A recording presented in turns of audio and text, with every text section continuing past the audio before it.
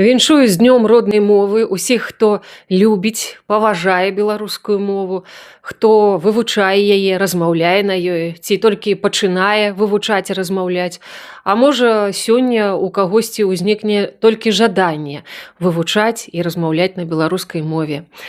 І сказаць лепей, чым Геннадзь Бураўкін, я не магу, таму прачытаю зараз яго верш. Словы жудасна паміраюць, патухаюць, як светлякі.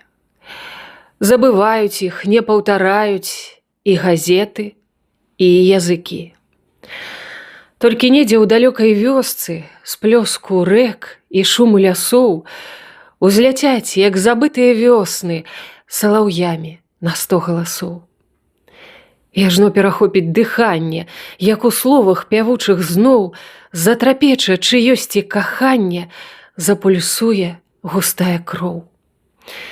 Ды цяжкім, раўнадушным нарогам іх завальвае час і быт.